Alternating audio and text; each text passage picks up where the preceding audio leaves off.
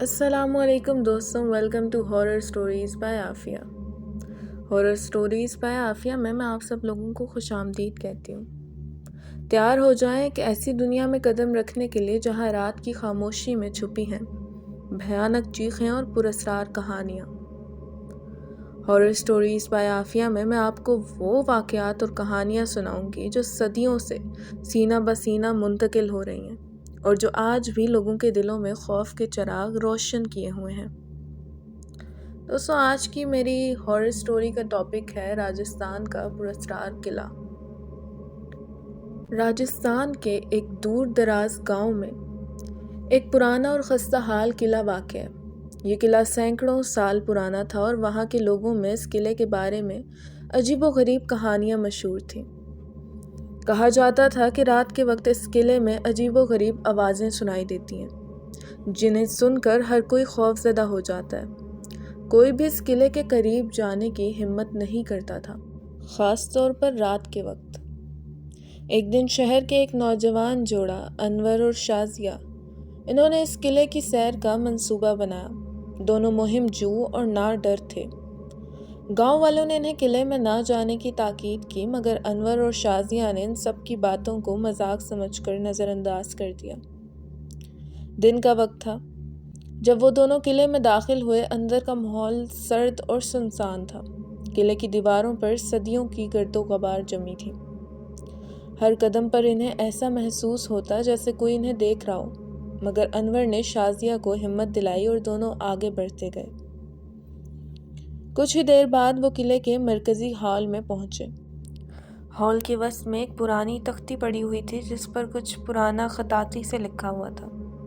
شازیہ نے تختی کو اٹھا کر پڑھنے کی کوشش کی، مگر الفاظ دھندلے اور مشکل تھے۔ اچانک ایک زوردار جھٹکے کے ساتھ قلعے کے دروازے بند ہو گئے۔ دونوں خوفزدہ ہو گئے اور دروازے کی طرف بھاگے، مگر دروازہ بند ہو چکا تھا۔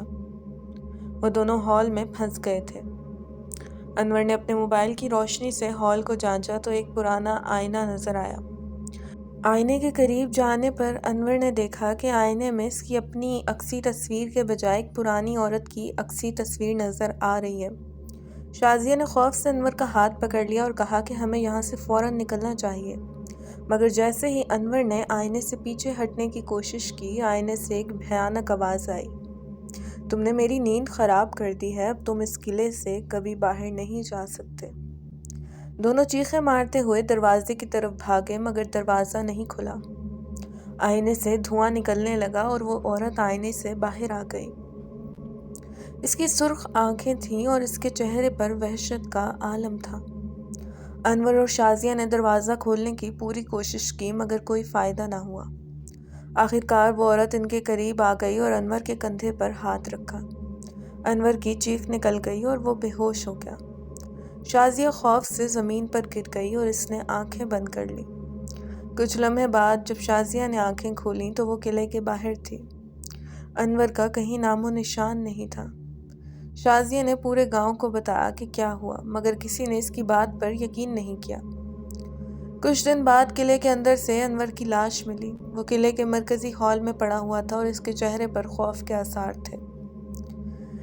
اس واقعے کے بعد اس قلعے کو ہمیشہ کے لیے بند کر دیا گیا۔ گاؤں والوں کا کہنا تھا کہ وہ عورت دراصل ایک بدروح تھی جو اس قلعے میں صدیوں سے قید تھی۔ آج بھی رات کے وقت گاؤں والے کہتے ہیں کہ اگر آپ اس قلعے کے قریب جائیں تو وہاں سے چیخوں کی آوازیں سنائی دیتی ہیں۔ کہا جاتا ہے کہ وہ بدروح اب بھی انور کی روح کو قید کیے ہوئے اور نئے شکار کی تلاش میں ہے۔ دوستوں، یہ تھا میرا آج کا واقعہ پسند آئے تو ویڈیو کو لائک لازمی کیجیے گا اور کمنٹ سیکشن میں اپنی رائے کا اظہار بھی کیجیے گا۔ اس ناچیز کو دعاؤں میں یاد رکھیے گا۔ اپنا ڈھیر سارا خیال رکھیے گا۔ ملتی ہوں پھر نئے واقعے کے ساتھ۔ فی امان اللہ۔